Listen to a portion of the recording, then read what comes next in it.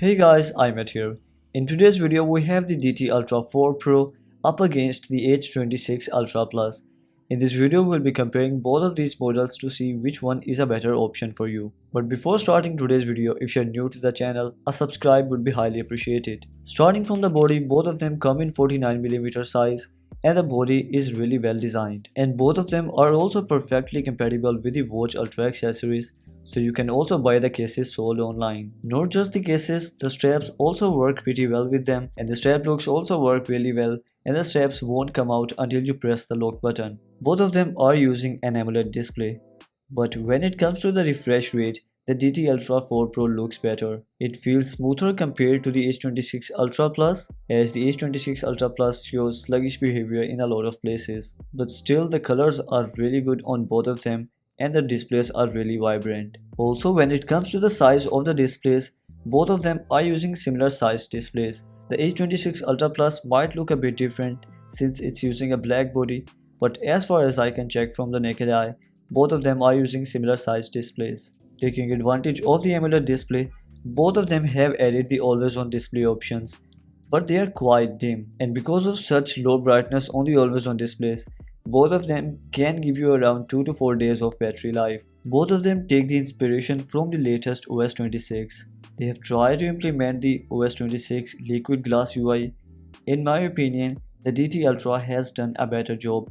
Also, if you go to the widgets page, you can see that it feels better. But let's move to the menu, and here's how it looks like on both of them. The menu is designed pretty well on both of them.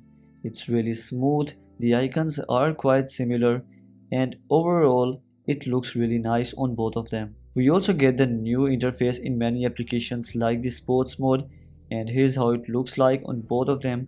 I think that DT again takes the win here. The buttons are also functional on both of them, but unfortunately both of them are missing the Apple Watch transitions. So overall, when it comes to the system UI, I think that the DT has done a better job. And then even if you talk about the watch faces, even though the H26 Ultra Plus looks really nice and has some really nice features, but it looked great until the new update of DT Ultra 4 Pro was announced. Because in this newer update, it feels a lot better and a lot smoother compared to the H26 Ultra Plus. Just look at this. You know what I'm saying, right? The watch faces are really well designed, as you can see. If you move to the other similar watch faces, then here is another similar watch face, and once again you can see that the DT Ultra 4 Pro has done a better job here.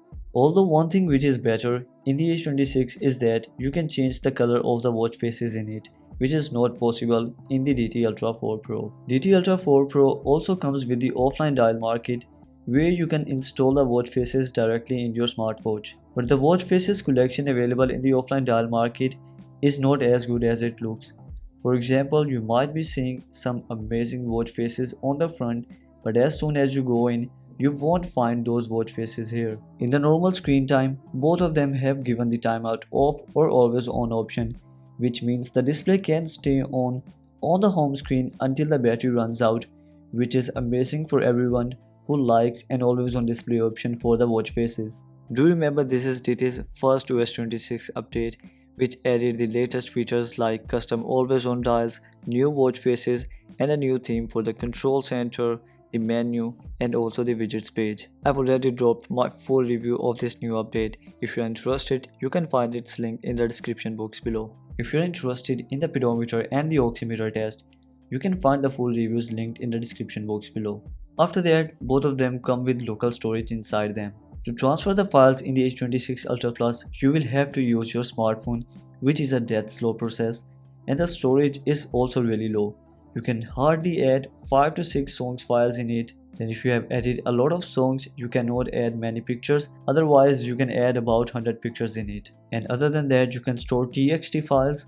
You might be thinking that TXT files do not take a lot of space, but it can hardly store 7 to 8 TXT files in it. And in the end, to take advantage of the storage, you can record sound directly on it. On the other hand, the DT Ultra 4 Pro uses the 4-pin magnetic charger, by which you can connect it with your PC and quickly transfer all of the song files in it. It comes with real 4GB of storage capacity, by which you can add a lot of songs in it, and just like that you can also add a lot of pictures, and also record sound on it. Other than that, it also comes with the video player option, and you can store AVI files inside it. I'm specifically mentioning AVI files because other file formats won't work. Using network sharing, you can also install many applications in both of them. In the H26 Ultra Plus, you can install a lot of games, a lot of applications which can show the notifications separately.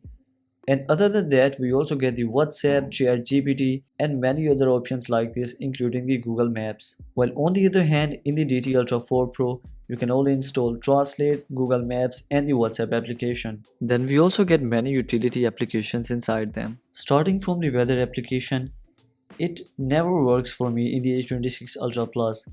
Ever since I got it, there have been only 1 to 2 times when it worked for me. So the weather application is not trustworthy, and you'll have to use the App Store to install this weather application, which works using the network sharing option and seems to work better compared to the built-in weather application.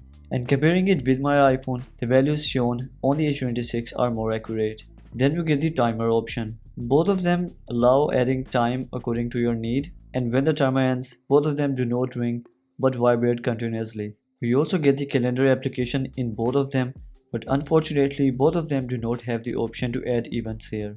The stopwatch has 3 interfaces in both of them, and you can switch between them while the stopwatch is running, but what's amazing is that you can exit stopwatch in both of them, and both of them can run it in the background. Then both of them have the option to add alarms directly in the smartwatches. We also get the calculator in both of them.